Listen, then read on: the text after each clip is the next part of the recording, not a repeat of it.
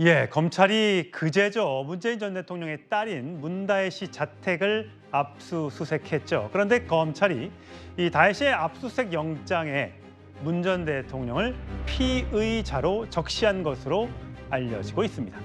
자, 문 전 대통령 전사위의 특혜 채용 의혹과 관련해 문 전 대통령과 직접 관계가 있다는 건데, 자, 지난해 국감장에서도 비슷한 의혹이 나왔었습니다. 이상직 의원은 중소벤처기업진흥공단 이사장이 됐고 2년 뒤 2020년 4월 총선에서는 전북 전주의 공천을 받아서 당선이 됐습니다. 자리를 얻기 위해서 뭔가 특혜 취업을 한 것, 이거 뇌물로 볼 수 있는 것 아니겠습니까? 비판이 있는 걸 잘 알고 있습니다. 앞으로 그런 비판을 받지 않도록 신속하게 결론을 내리도록 하겠습니다. 예, 송영호 대변인. 사실 저 의혹은 특혜 취업 의혹은 4년 전에 국민의힘에서 제기했던 겁니다. 근데 4년이 지난 지금에서야 검찰이 압수수색을 하고 누구를 피의자 참고인으로 불러 조사하고 이런 것들에 대해서 이제 민주당에서는 이제 불만이 있는 것 같아요. 정치 보복이다. 그건 나중에 얘기하기로 하고요. 어쨌든 압수수색을 할 때는 당신은 참고인입니다, 피의자입니다, 뭐 이런 등등을 적시하게 되어 있나 보죠. 근데 문재인 대통령을 향해서 뇌물수수 등에 대한 피의자 이렇게 적시했다는 건 어떤 뜻입니까? 그러니까 지금 이제 뇌물죄냐 제3자 뇌물죄냐 그것에서 지금 차이가 있는 것이죠. 예. 이 사안은 일단 이상직 전 의원이 중소벤처기업진흥공단 이사장으로 임명이 될 때 사실은 이상직 전 의원이 서류도 내기 전에 청와대에서 내정했다는 내정설이 있었습니다. 그게 언론에서 보도를 했거든요. 이상직 의원이 서류를 낼 예정이다. 그런데 제목은 내정설로 된 당시 2018년 1월 10일자 언론 보도들이 남아 있습니다. 그런데 그 이후에 어떤 일이 벌어집니까? 이상직 의원이 2018년 3월에 이사장으로 임명이 되고 그 이스타 항공의 관계회사 자회사죠. 타이 이스타젯의 이 문재인 전 대통령의 전사위 서모 씨를 항공업계 경력이 전무함에도 불구하고 이제 전무로 영입을 해서 예. 그다음에 월급과 태국 현지 체류비와 이런 것들을 지원을 해주죠. 그러면 그런 것들이 대가 관계에 있다고 보면 이제 원래는 제3자 뇌물죄로 보는 것이 더 자연스러울 수 있는데 네. 그런 경우에 부정한 청탁이 있었다는 걸 입증해야 됩니다. 그러니까 문재인 전 대통령이 이상직 의원에게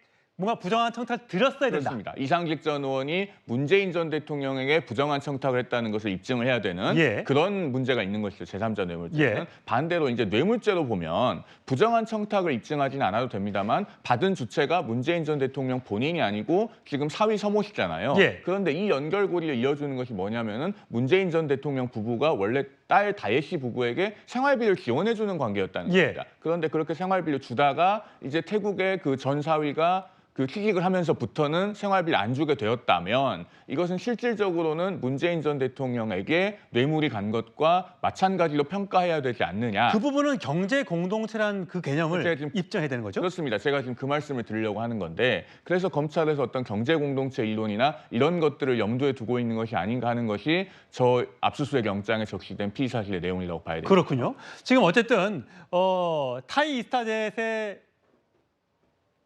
전무로 취업한 전 사위에 대해서 월급 800만 원, 렌트비 350만 원 정도 총 누적으로 근무한 기간을 따져보니까 한 2억 2,300만 원 정도를 전 사위 쪽에 타이 이스타젯에 제공했기 때문에 이 돈이 만약에 가지 않았다면 문재인, 김정숙 부부가 딸에게 지원을 했을 돈이었기 때문에 이만큼의 뇌물을 갔다라고 의심하고 있는 게 검찰 측 주장인 것 같아요. 김직준 대변인.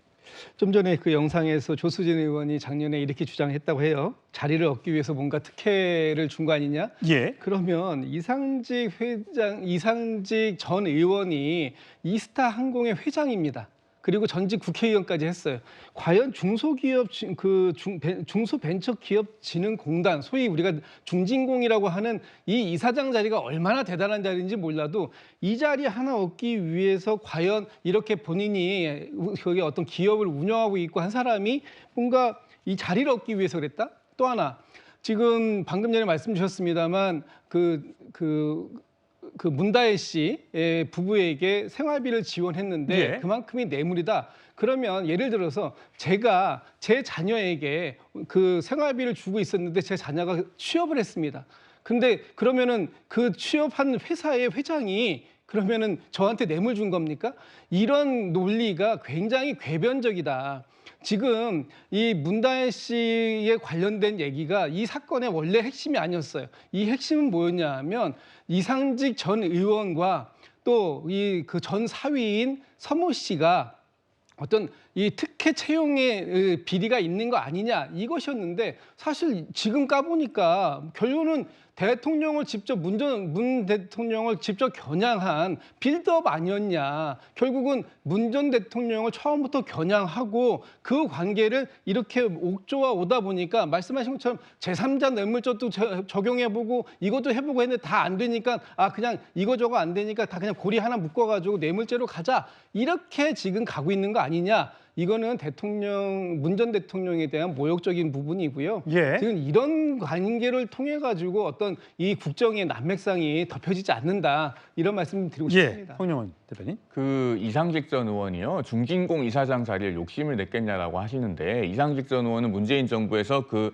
출범하자마자 생긴 대통령 직속 일자리위원회 있죠. 예. 거기 일자리위원회 위원을 했었고, 그 다음에 알려지기로는 중소벤처기업부 장관 후보로 인사검증도 받았다고 해요. 그러니까 그런 쪽의 경력을 가지고 다음 총선에 다시 출마하고자 하는 그런 욕심이 있었던 걸로 보여요. 그러니까 중소벤처기업진흥공단 이사장에도 지원을 했고, 사실 지원하기 전부터 내정설까지 파다하게 언론에 보도가 됐었던 것이죠. 그리고 이 서모 씨가 정상적으로 취업을 한 거라면 누가 뭐라고 하겠습니까? 조금 전에 우리 김진욱 대변인께서 말씀하신 예는 좀 맞지 않는 것 같아요. 이 서모 씨라고 하는 분이 항공업계 경력이 일단 전무한 분이고, 그다음에 이상직 전 의원이 당시 그 타이 이스타젯 대표이사한테 이 서류를 갖다 주면서 이 사람 채용해라라고 했다는 진술도 지금 나왔다고 하지 않습니까? 그리고 당시 문다혜 씨 부부는 한국에서 멀쩡하게 살던 집을 팔고 태국으로 이주까지 합니다. 이 모든 과정이 대단히 특혜 채용에 부합하는 정황으로 흘러가고 있기 때문에 수사를 하다 보니 지금 여기까지 흘러온 것이죠. 예, 사실 문다혜 씨의 어제 종로구 자택과 함께 제주에 있는 별장까지도 압수수색을 한 걸로 저희 채널A 취재 결과 확인이 됐습니다. 과연 그 제주에 있는 집은 누구의 돈으로, 어떻게 마련된 조성된 자금으로 그 집을 샀기 때문에 그 자금 거래 내역도 아마 검찰이 들여다보는 것 같습니다. 자, 문재인 전 대통령은 이 살아있는 권력이나 과거 권력에 대해선 엄정하게 수사해야 한다, 이렇게 말한 적이 있습니다. 들어보시죠. 법 앞에는 만연히 평등합니다.